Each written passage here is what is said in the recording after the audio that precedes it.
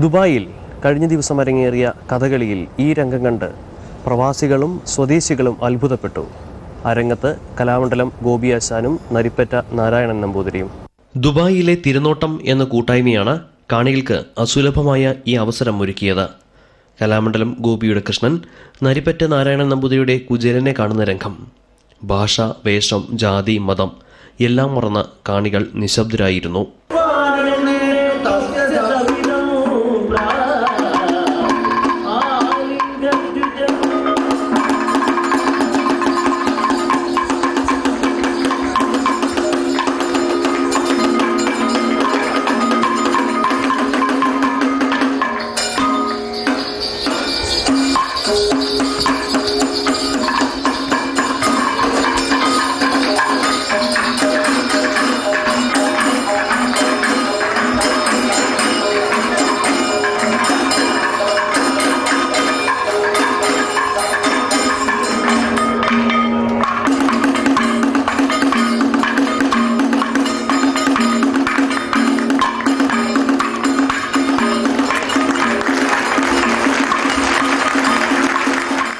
Indian കോൺസുലേറ്റിന്റെ സഹകരണത്തോടെ ഇന്ത്യയുടെ സ്വാതന്ത്ര്യത്തിന്റെ 60ാം വാർഷികാഘോഷത്തിന്റെ ഭാഗമായാണ് ഉത്സവം 2007 എന്ന ഈ കലാപ്രദർശനം സംഘടിപ്പിച്ചത്.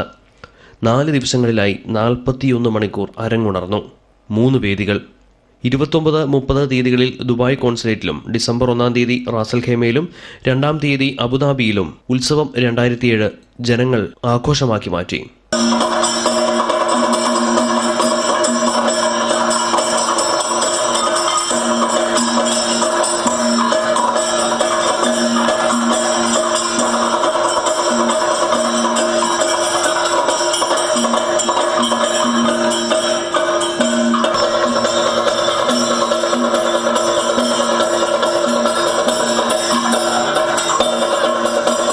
കഥകളി, തായമ്പക, കേളി തുടങ്ങിയ തനത് കലാരൂപങ്ങൾ പ്രവാസി മലയാളികൾക്ക് കാണാൻ അവസരം ലഭിച്ചു. 8 കഥകളി, 2 തായമ്പക, കേളി, ചൊല്ലിയാട്ടം, മോഹിനിയാട്ടം എന്നിവയായിരുന്നു ഉത്സവം 2007 ഭാഗമായി സംഘടിപ്പിച്ചത്. കലാമണ്ഡലം ഗോപിയാശാന് പുറമെ പ്രമുഖ കഥകളിക്കാരായ സദനം കൃഷ്ണൻകുട്ടി, നരിപ്പറ്റ നാരായണൻ നമ്പൂതിരി, കലാനിലയം ഗോപാലകൃഷ്ണൻ, കലാമണ്ഡലം ബാബു നമ്പൂതിരി എന്നിവർ അണിനിരന്നു. വാദ്യരംഗത്തെ പ്രഗത്ഭരായ ചെറുപ്പളശ്ശേരി ശിവൻ, കലാമണ്ഡലം ബലരാമൻ എന്നിവരും അകമ്പടിക്കുണ്ടായിരുന്നു. ഇക്കൂട്ടത്തിൽ വർഷങ്ങൾക്ക് ശേഷം കലാമണ്ഡലം ഗോപിയാശാൻ അവതരിപ്പിച്ച ബാലിയും ശ്രദ്ധേയമായി. അബുദാബിയിലായിരുന്നു ഗോപിയാശാന്റെ ബാലിവേഷം.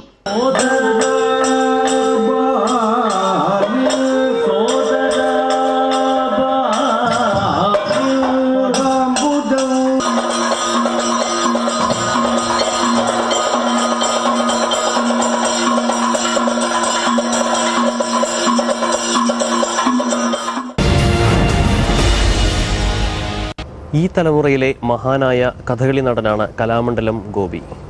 ഇദ്ദേഹം ഗൾഫ് റൗണ്ടപ്പുമൊത്ത് മനസ്സു തുറന്നു. തൻ്റെ ആഗ്രഹങ്ങൾ, വരും തലമുറയെക്കുറിച്ചുള്ള പ്രതീക്ഷകൾ എല്ലാം ഗൾഫ് റൗണ്ടപ്പുമായി അദ്ദേഹം പങ്കുവച്ചു. പ്രവാസി മലയാളികൾ കാണിക്കുന്ന സ്നേഹത്തെ പ്രകീർത്തിച്ചുകൊണ്ടാണ് ഗോപിയാശാൻ തുടങ്ങിയത്. പുതിയ തലമുറ കഥകളിയോട് കാണിക്കുന്ന താല്പര്യത്തെയും ആത്മാർത്ഥതയെയും ഗോപിയാശാൻ പ്രശംസിച്ചു. ദുബായ് മലയാളികൾ അതിന് വേണ്ടിയിട്ട്, അതായത് കഥകളിക്ക് വേണ്ടിയിട്ട്, കലകളൊക്കെ എല്ലാം വേണ്ടിയിട്ടുണ്ട്. മോഹിനിയാട്ടം, ഭരതനാട്യം, അതൊക്കെ അവരുടെ ഇതിൽ ഭാവനയിൽ വളർത്തി കൊണ്ടുവരുന്ന ഒരു സംഘടനയാണ് അവരുടെ ഈ തോടയം എന്നുള്ളത്.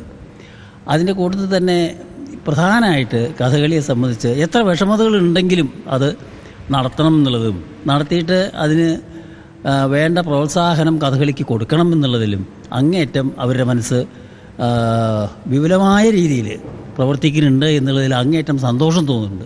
ചിട്ട തെക്കനോ വടക്കനോ എന്നുള്ളതല്ല, അത് എങ്ങനെ ഉൾക്കൊള്ളുന്നു എന്നതാണ് വലിയ കാര്യമെന്ന് ആശാൻ പറഞ്ഞു. എൻ്റെ ചിട്ടകളെ സംബന്ധിച്ചുള്ളപ്പോൾ എൻ്റെ സങ്കല്പം, അതായത് ഇപ്പോൾ ഞാൻ ഈ വടക്കൻ ചിട്ട, അതായത് കല്ലുവഴി ചിട്ടയാണ് ഞാൻ പഠിച്ചിട്ടുള്ളത്. അപ്പോൾ ആ നിലപാട് ആലോചിച്ച് നോക്കുമ്പോൾ എത്ര എന്തായാലും വേണ്ടില്ല, അതിൻ്റേതായിട്ടുള്ള ചിട്ട അതൊരു പ്രധാന ചിട്ട തന്നെയാണ്.